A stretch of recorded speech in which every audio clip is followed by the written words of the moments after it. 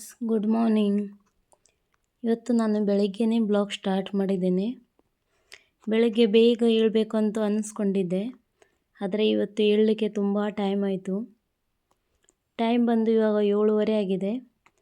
8:30 ಮಟ್ಟ ನನ್ನ ಎಲ್ಲ ಕೆಲಸಗಳನ್ನು ಮುಗಿಸ್ಕೊಳ್ಬೇಕು. ಯಾಕೆಂದರೆ ಪ್ರಹ್ಲಾದಿನಿ 9 ಗಂಟೆಗೆ ಶಾಲೆಗೆ ಬಿಡ್ಲಿಕ್ಕೆ ಹೋಗಬೇಕು. ನಾನು ಎದ್ಮೇಲೆ ಫ್ರೆಶ್ ಆಗಿ ಮೊದಲು ಹೊರಗಡೆ ಕೆಲಸ ಮುಗಿಸ್ಕೊಂಡು ಆನಂತರ ಮನೆ ಒಳಗಡೆ ಕೆಲಸ ಮುಗಿಸ್ಕೊಳ್ತೇನೆ. ಹೊರಗಡೆ ಕೆಲಸ ಮುಗಿಸ್ಮೇಲೆ ಒಳಗಿನ ಕೆಲಸ ಮಾಡಲಿಕ್ಕೆ ಈಸಿ ಆಗುತ್ತದೆ.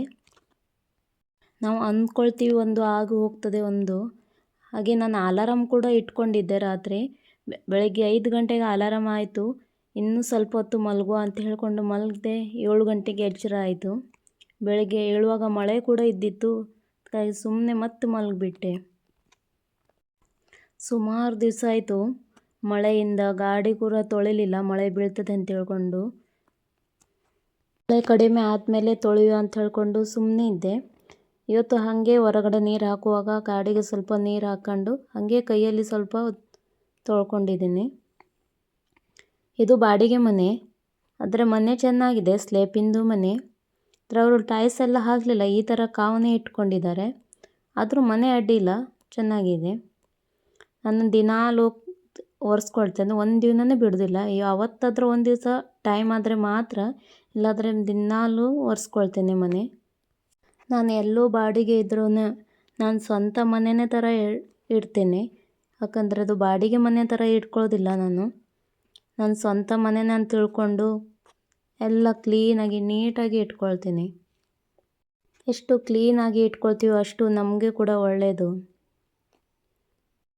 ಹಾಗೆ ಇವತ್ತು ಸಿಂಪಲ್ಲಾಗಿ ರಂಗೋಲಿಯನ್ನು ಬಿಡಿಸಿದ್ದೇನೆ. ಬನ್ನಿ ಇವತ್ತಿನ ರಂಗೋಲಿ ನೋಡುವ.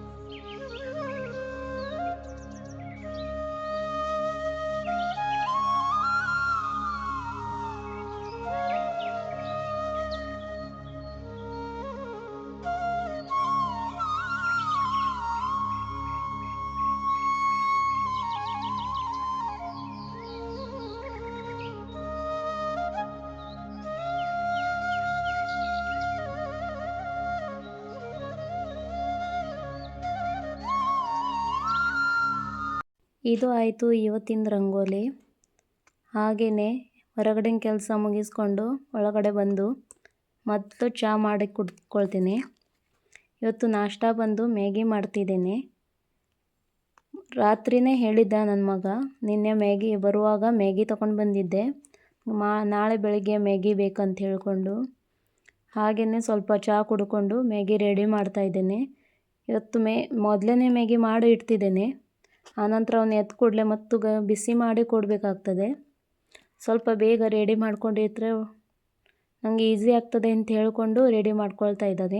ಇಲ್ಲಾಂದರೆ ನಾನು ಆವಾಗಲಿಂದ ಅವಾಗೇ ಮಾಡಿಕೊಡ್ತೀನಿ. ನಾನು ಹೇಳೋಷ್ಟರಲ್ಲಿ ಸ್ವಲ್ಪ ಸ್ನಾನ ಮಾಡಿ ತಿನ್ನುವಷ್ಟರಲ್ಲಿ ಟೈಮ್ ಆಗ್ತದೆ. ಇವಾಗ ಮನೆಯಲ್ಲಿ ಒಬ್ಬನೇ ಇರೋದರಿಂದ ಕಿರಿಕಿರಿ ಸ್ವಲ್ಪ ಜಾಸ್ತಿ ಇದೆ. ನೋಡಿ, ಅವನು ಈ ವಿಡಿಯೋಲು ಕಾಣಿಸ್ತದೆ ಅಂತ ಹೇಳ್ಕೊಂಡು ಯಾವ ಥರ ಮುಖ ಆಡಿಸ್ಕೊಳ್ತಿದ್ದಾನೆ ಅಂತ. ಸ್ವಲ್ಪ ವಿಡಿಯೋಲು ಕಾಣಿಸಿದ್ದಾನೆ, ಅವ್ನಿಗೆ ಗೊತ್ತಿಲ್ಲ.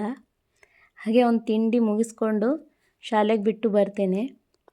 ಬರುವಾಗ ಸ್ವಲ್ಪ ತರಕಾರಿನೂ ಕೂಡ ತರಬೇಕು.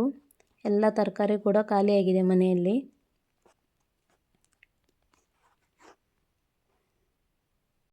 ಅವನಿಗೆ ಬಿಟ್ಟು ಬಂದು ಸ್ವಲ್ಪ ನಾಷ್ಟ ಮಾಡಿಕೊಂಡೆ.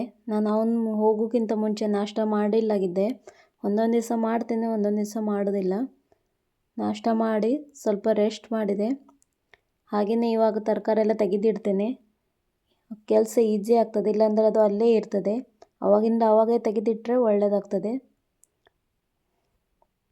ಎಲ್ಲನೂ ಕೂಡ ಸಪ್ರೇಟ್ ಮಾಡಿ ಇಡಬೇಕಾಗ್ತದೆ. ನನ್ನ ಫ್ರಿಜ್ಜು ಹಾಳಾಗಿದೆ, ಅದಕ್ಕಾಗಿ ಸ್ವಲ್ಪ ಹೊರಗಡೆ ಇಡಬೇಕಾಗ್ತದೆ. ಮತ್ತು ಎಷ್ಟು ಬೇಕೋ ಅಷ್ಟೇ ತರ್ತೇನೆ ನಾನು, ಜಾಸ್ತಿ ತರೋದಿಲ್ಲ. ಮತ್ತು ಹೋಗಿ ಮತ್ತೆ ತರಲಿಕ್ಕಾಗ್ತದಲ್ಲ. ಇದು ನೋಡಿ ನಾನು ಸೀರೆ ಉಟ್ಕೊಂಡಿದ್ದೇನೆ. ಇದು ನನ್ನ ಫ್ರೆಂಡ್ ಕೊಟ್ಟಿದ್ದ ಸೀರೆ.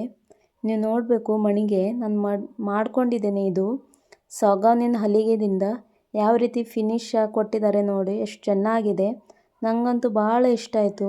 ನಿಮಗೆ ಕೂಡ ಈ ಥರ ಹಲಿಗೆ ಬೇಕಂತ ಹೇಳಿದ್ರೆ ಕಮೆಂಟ್ ಮೂಲಕ ತಿಳಿಸಿ. ನಾನು ಅವ್ರ ನಂಬರ್ ಕೊಡ್ತೀನಿ ನಿಮಗೆ. ನೀವು ಕೂಡ ಆರ್ಡರ್ ಮಾಡಿ ತೊಗೊಳ್ಬೋದು. ಯಾವ ಸೈಜ್ ಬೇಕೋ ಆ ಸೈಜಲ್ಲಿ ಅವ್ರು ಮಾಡಿಕೊಡ್ತಾರೆ. ಈ ರೀತಿ ಕುತ್ಕೊಂಡೆಲ್ಲ ಪೂಜೆ ಎಲ್ಲ ಮಾಡಲಿಕ್ಕೆ ನನಗೆ ಈಸಿ ಆಗ್ತಿದೆ. ಸುಮಾರು ದಿವಸದಿಂದ ನಾನು ಯೋಚನೆ ಮಾಡ್ತಿದ್ದೆ ಈ ರೀತಿ ಬೇಕಂತ ಹೇಳ್ಕೊಂಡು. ಇದಾಯಿತು ಇವತ್ತಿನ ವಿಡಿಯೋ. ಇದು ನನ್ನ ಮಗಂದು ಮಸ್ತಿ ನೋಡಿ ಯಾವ ಥರ. ವಿಡಿಯೋ ಇಷ್ಟ ಆದರೆ ಸಬ್ಸ್ಕ್ರೈಬ್ ಮಾಡಿ. Thank you for watching.